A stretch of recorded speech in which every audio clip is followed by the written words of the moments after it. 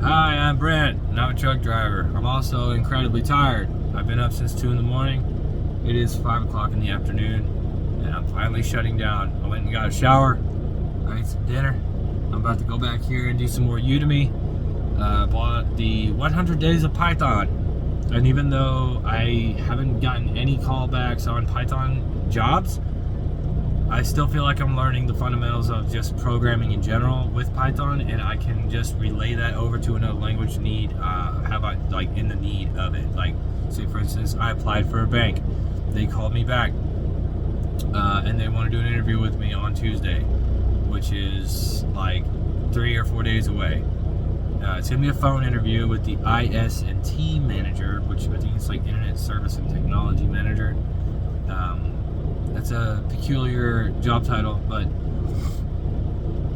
I talked to them and they think my resume looks great for a systems analyst position, which has programming involved. Like, there is some programming involved.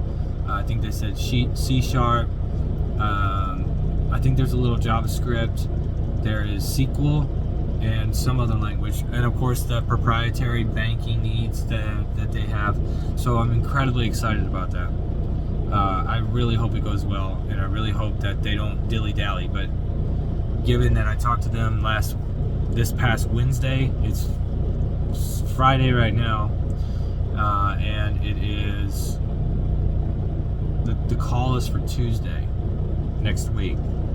So that's 6 days I have to wait to talk to somebody about an interview. And usually interview processes, as badly as you want them to go quickly, they never do. And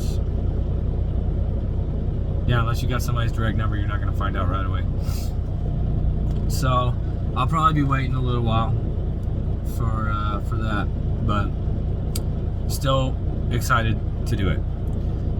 Now, I went to a course report to look up coding boot camps, just to kind of look and see what anybody offered, how much the prices were averaging these days. And of course, in order to see anything, you have to freaking set up. You have to give your email and your phone number, which I absolutely hate doing. I hate doing that because now you're on a list, right? And it's a pain in the ass to get off that list. And I just made my Gmail for this YouTube channel, and I don't want to fill it up with a bunch of freaking ads. I can't stand them. So I give it reluctantly because I am interested, and this is one of the places somebody had suggested on a YouTube video that I watched.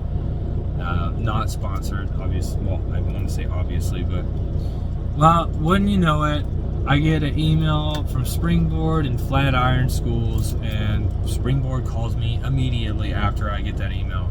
I see the email come through, I go to swipe to tap on it, and as soon as I tap on it, I actually hit the answer button for a phone call, which happened to be Springboard.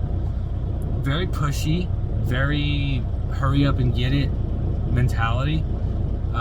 Kind of put me off at first, for sure, because I hadn't heard of them. Like, they're asking, how'd you hear about us? And I'm like, y'all called me. Like, obviously y'all called me, so I don't know how the hell you got my email and then it snapped. Oh my god, I just went to course report and they sent my email to y'all and told y'all to call me and saying I was interested. I did not say anything like that. I just searched to see who offered online boot camps, and it gave me a list of like 4 schools that offered it, and Springboard was one of them. And so they called me and they're bombarding me, and I swear to God, my email is filling up now with Springboard invitations and last chance offers to be accepted into the course for the cohort that starts on February 6th. And I'm like, bro, fucking chill. Like, I'm not gonna drop $700 on y'all just because y'all are trying to sweet talk yourselves. I'm gonna actually go do my own research on y'all before I decide to drop all this fucking money, because I'm like, I'm not gonna do this unless I'm accepted as a deferment. If I can do deferment, or if I can get an IASA, which is like an income sharing agreement. Well, come to find out, they offer deferment, but you have to get a loan through one of their lenders, and it doubles the price of the fucking school. I'm not paying $16,000 to teach myself how to code. I'm doing that for free now. So like the administrator guy or the admin guy that's been talking to me is like script kitty, bro. Like, he just is reading off a script. I can tell, and it's so off-putting. I mean, I get they want to be professional, but you could just tell he's reading from a script. One thing I will say, hey man, slow the fuck down. One thing I can say is that he did do a good job of taking notes of what I told him. So I was telling him about, I had 12 years of IT experience, ranging from help desk up to systems administrator, LAN administrator, network administrator. Like, I did all that. I'm certified in computer network. I've got an associates in computer network and administration. I've got Windows certifications in Windows Server 2008 and Windows 7. I know those are dated. I got them when I was in college in 2011. So they're a little dated, and I haven't really invested in myself to get more stuff because I've been complacent at my jobs and I was young, dumb, and stupid. And he wrote all this stuff down, and he read it back, and I was pleasantly surprised to hear that he was actually paying attention. That is the most horrible tie-down job I've ever seen in my life. I am surprised he hasn't lost any of those. Hot shots, man, I'll tell you. They don't give a shit. So,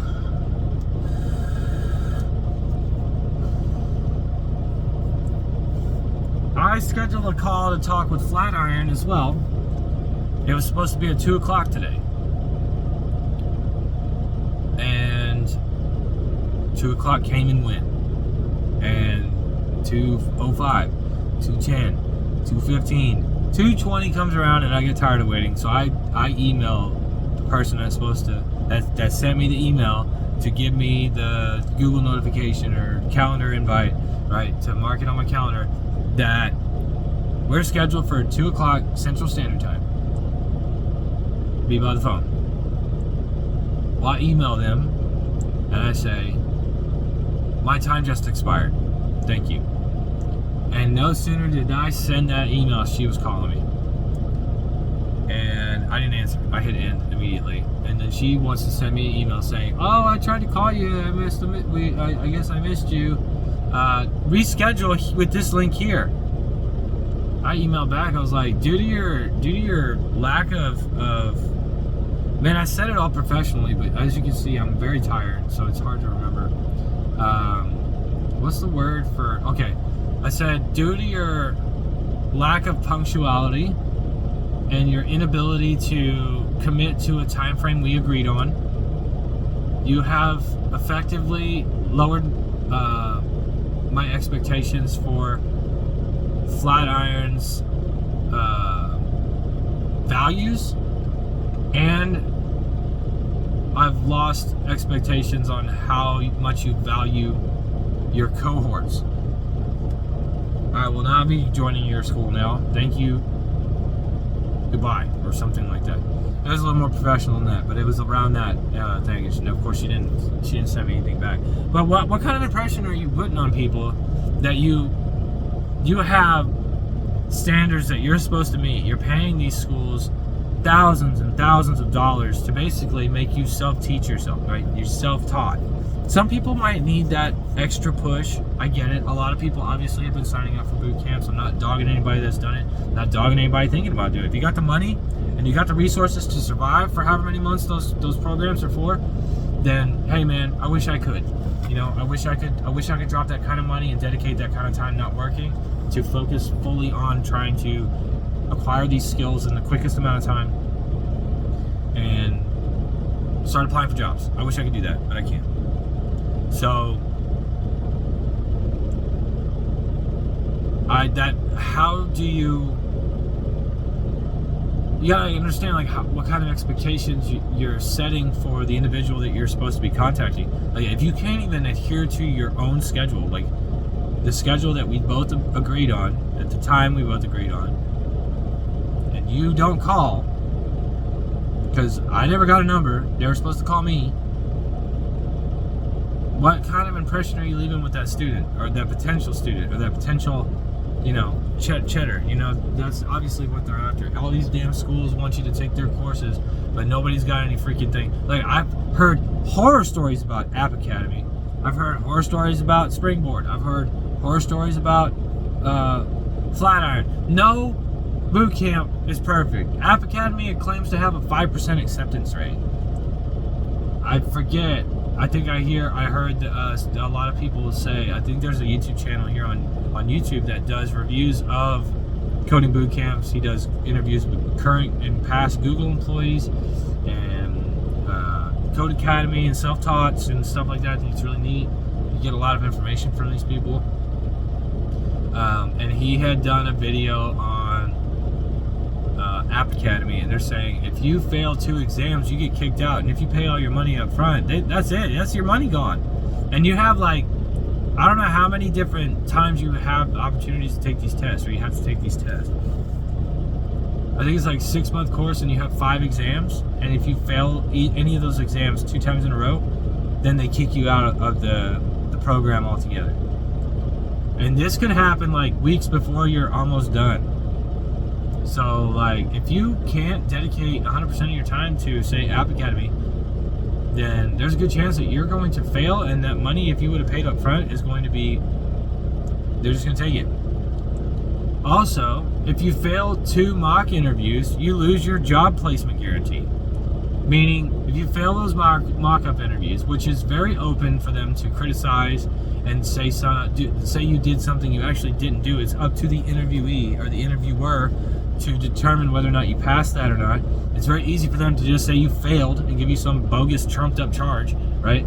And you are like, what the hell? You fail one more time, and now if you don't find a job in 6 months or a year or however long it takes, right, you're supposed to get all your money back. That's how a lot of these places get you in. You got to read the fine print. I learned that. You got to read the fine print on these things. So I just feel like every boot camp's a fucking waste of time, and it's a waste of money. So I'm learning quite a bit. I'm learning at a comfortable speed. I'm about to, if I get this job at the bank, then I'm going to have a lot more time to study and practice and learn new tech stacks and SQL databases and JavaScript, C#.